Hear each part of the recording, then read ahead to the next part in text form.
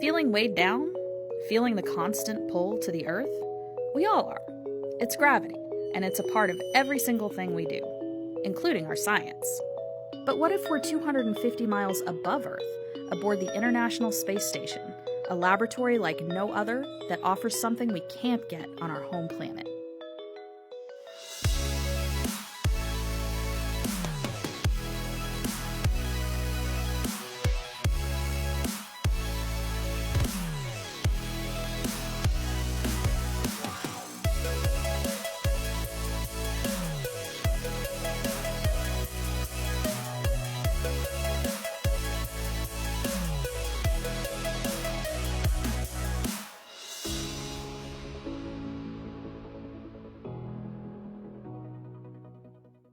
My name is Dr. Serena Anand-Chancellor, NASA astronaut. I recently flew to the International Space Station aboard Expedition 56 and 57. My relationship with microgravity is that I got to live in microgravity for 197 days when I was on orbit.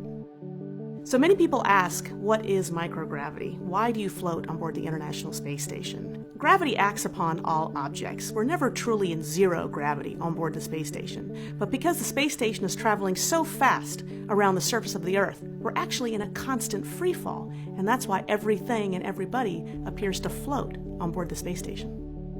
We are experiencing the Earth's gravity. In fact, we're actually experiencing about 90% of what you all experience on the surface of the Earth. The difference is we're just moving so fast that as we fall, we actually fall around the Earth, and that defines orbit. So microgravity means we're not, it's not the absence of mass, which of course creates gravity, but all the objects together are in the same gravitational field and all falling together. So yes, it is a lot of fun. Floating around, of course, is one of the exciting parts of being up here on board and being an astronaut, but even more importantly, it lends itself to all the amazing experiments that we can do on board that take advantage of that microgravity environment to do things that we can't do on Earth, but that can benefit life back on Earth. The important thing is it's so different than what we have here on the ground, where everything is pulled by the Earth at what we call one force of gravity. And what that does is it allows you to see the small forces, the small processes, the small effects of what goes on in life cell development or technical processes like combustion or fluid flow. And it helps you understand things that you may not have fully understood on Earth, where you see something happening, something assembling or disassembling, or the shape of something now going into 3 dimensions. And you learn, that's really what was driving this thing on Earth that we didn't really understand. On Earth, gravity is affecting all research we do, and sometimes that can get in the way. Studying things in different environments can give a better picture of how they work, from diseases to fires and even things that make up products like milk or shampoo. One of the main things we perform on the ISS is science. In fact, probably 70 to 80% of our day is performing scientific experiments. The International Space Station is a great place to do research for several perspectives. One of those is it's a big, huge satellite orbiting the Earth. So if you have an instrument that wants to look at the Earth or look out at space, we provide the power, we provide the data, the platform for it. You don't have to go do your own new satellite. The outside of the ISS is also a very extreme environment, and sometimes you learn things by exposing your hardware, your polymers or whatever, to a different environment. You'll see something happen different than what is on the Earth. But probably one of the most pervasive uses of the ISS is just the microgravity environment, the things that we do inside the ISS. To be able to do your experiment in space without gravity, which we've all lived with forever here on the ground, which we live with every day, and we don't even realize how it governs so many things that happen around us.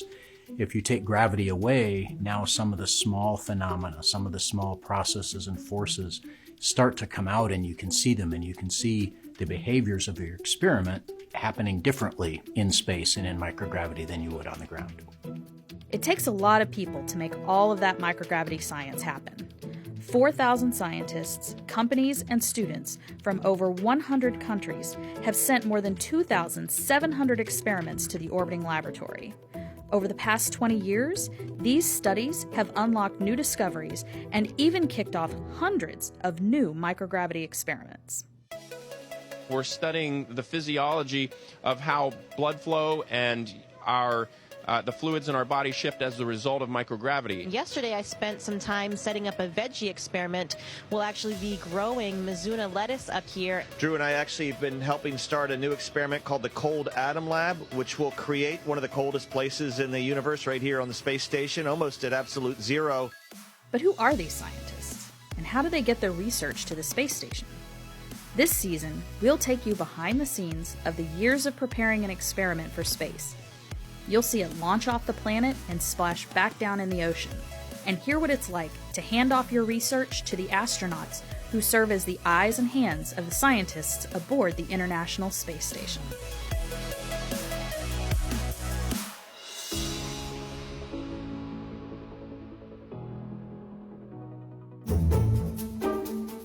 This is our first project that is going up to the station, and our first project working with anyone involved in the space program, so it's a very exciting time for us. It'll be interesting to see how all of our planning is played out when someone else has the experiment in their hands.